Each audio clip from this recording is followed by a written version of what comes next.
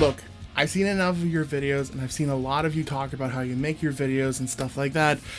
And I'm telling you, you're doing it way too hard. Like, you're seriously shooting yourself in the foot with the amount of just difficulties you're putting in your own place. And I know it's making it difficult because I also hear the same people who talk about all these things and their processes of making a video, and then they talk about, oh, it's so hard and you're burning out and just life gets complicated. I'm giving you the direct truth on how you could be making all your YouTube videos 100 times easier, just like this video suggests. I've been in this industry for over 10 years. I'm both a filmmaker and a YouTuber, and I've done corporate videography for a very, very long time. Needless to say, I know my stuff. So let's not waste any more time trying to help me reach that watch time, which I know a lot of you are doing. And so we're waiting and waiting. Anyways, let's begin. So where to start? Well, the big thing I keep hearing so much, and it literally drives me nuts, is when I hear people talk about style. Like, come on, guys. Let me just say it flat out right now. Style is bullcrap. Seriously. A lot of you are seriously held back because you're so worried about style. Here's the problem. Style is basically a code word for insecurities, because that's really what it is. Like, look, I've been editing for like 12 years right now. You think I have a style? Not really. Yes, make them the best they can, but if you don't have a video out, then that's not doing anything either. At least put it out. Put your video, put your movie just out there. And it's also the same with, I hear so much about different YouTubers that, oh, they suffer burnout and they're making their own videos and it takes them like 5 or 6 like 12-hour days to get a YouTube video out, and they're trying to meet that weekly quota, but they don't want to get someone else to edit it, God forbid, because it's going to change the style. Well, guess what happens? They burn out and then they stop producing videos. So this isn't just a problem with beginners, this is a problem with the bigger guys. Number one, make it fun. Find ways on enjoying the process and having a fun time making a video or a movie, because that's really what you should be doing. But the big thing is, think logical about how you're processing a movie, or think logically about how you're making your next YouTube video. The more prep I can do beforehand will save me down the line. So for instance, when you're shooting, stop shooting in multiple different locations. I don't care who else does it. You're shooting yourself in the foot. This is about making stuff easy and fun so you can make a good video and put it out there sooner, rather than worrying about style. So just stop worrying about style. Just have fun, focus on your own thing, and get it out there. That's what's most important. So now I want to talk to you about the writing. A lot of you are writing out this long paragraph. I think sometimes you don't really need to do that. So what I mean by that is, all of you are writing this really long document. You're trying to memorize it and then do it in front of your camera. Sometimes you may need to do that. I would encourage you though, try going off paper or try going off script. Write your bullet forms and then say them. There's so much freedom. And again, don't feel insecure about this. Be yourself. Think about it if you're talking to a friend. That's literally what you're doing. You're just talking to the camera as if you're talking to a friend. It just makes life 10,000 times easier. Alright, so I already covered this part a little bit earlier, but shooting, you guys got to keep it to one location, if anything. Keep it to one simple process. If you're doing a voiceover, great, to do one voiceover. If you're trying to shoot somewhere, just have it at one place. Don't shoot at different places. Don't feel like you have to do that. I know there's some people that do that quite often, but you have to remember, sometimes they get like a cameraman, a recorder guy, so it's kind of different. Most of you are doing this by yourself. So what can you do to make your stuff simple?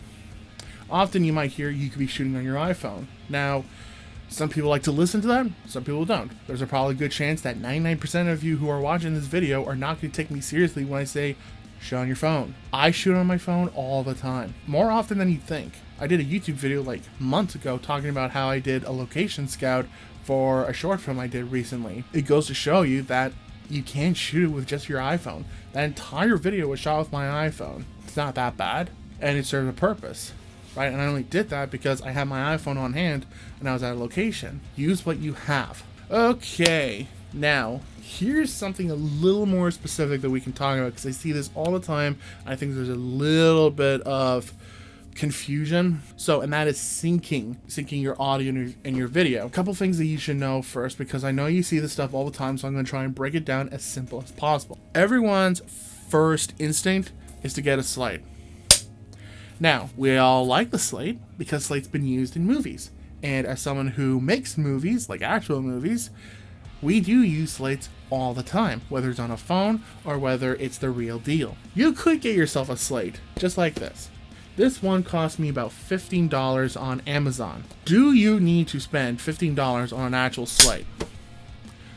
Absolutely not. You should not be doing this unless you're making like 100 videos all at once.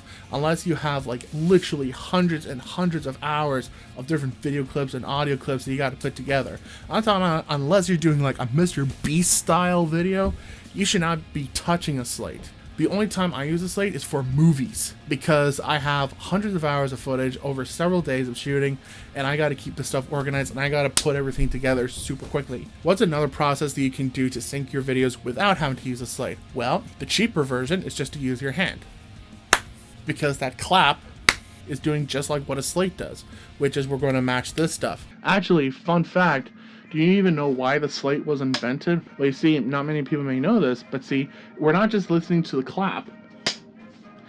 But you notice how these two are coming down like this?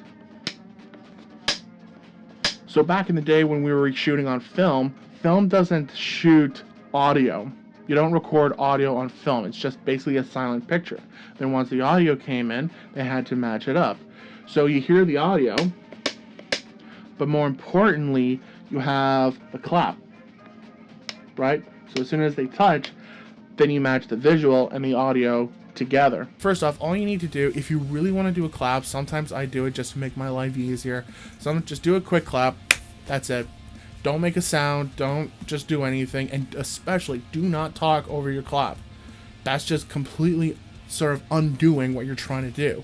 Just need a clean sound of just a clap. And then start. Simple as that. But a lot of you are just like, alpha, take one. And I'm going to show, and then later on, I'm going to show you how in the editing, how you can match that stuff up a lot more easily. All right, finally, we're going to come to editing. All right, so now we're going to talk about the editing, and there's so many different things I want to talk to you guys about the editing. So first off, can I just start off with organization, which is like the biggest, most important thing you could possibly do before you even start editing? Because if you don't know where anything is, if none of your files are in a designated place, it's just going to be a mess, and it's going to turn something that's already complicated into something that's even more complicated. Let me show you. But look under this. I have all these folders: videos, project files, images, exports, audio. So this is important, especially if you're dealing with so many different files. Now, chances are, if you're in the beginning stages, you're not going to have anywhere near as many sort of files that I could be sort of dealing with, right? Chances are you're probably getting videos from your iPhone. Maybe you have a couple clips from a camera and then something from an audio source. So you probably have like a small handful of stuff. That's fine. So in that case, like if you want to keep it in just one folder, that works out too. But most of you guys are doing like these really big, massive projects. And I especially see these from really, really big YouTubers that get into really complex types of shoots.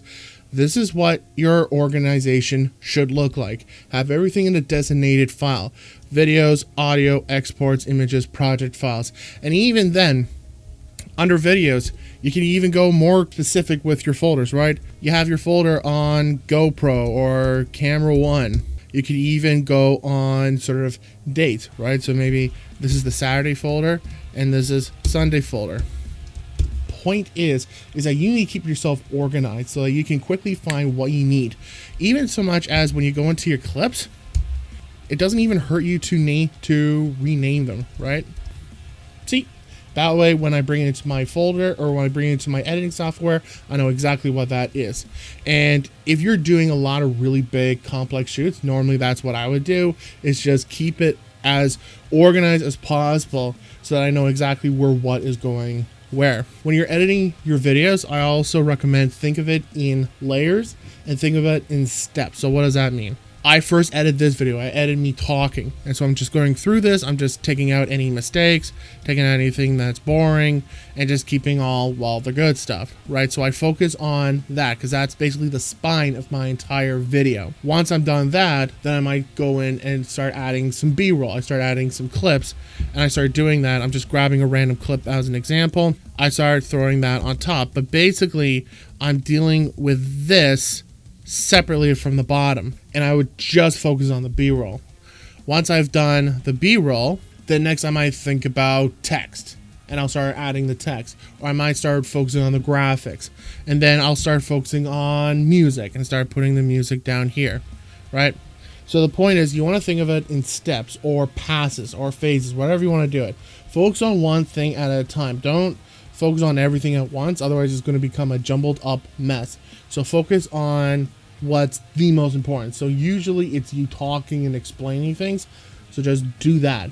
If you're doing anything else, then I would just focus on each segment and just focus on that one at a time. So if you're talking at one place, focus on that first. If you're talking another place, focus on that first, and then go back, focus on the B-roll, then focus on, say, just the text, and then focus on just, say, the music. And that way it doesn't become overwhelming. You're just focusing on one specific job and you can focus. I hope all these tips helped you out and made your life just that much easier. So if you can, please smash the like button and subscribe, because I got great videos coming out every single month. I know I say that all the time. Please support me on Patreon. I got exclusive content and exclusive templates and help specifically for you guys that you can go check out. And of course, that's where I'm going to prioritize helping out beginner filmmakers such as yourselves. So all that links in the description. So good luck with your projects, and I'll see you next time.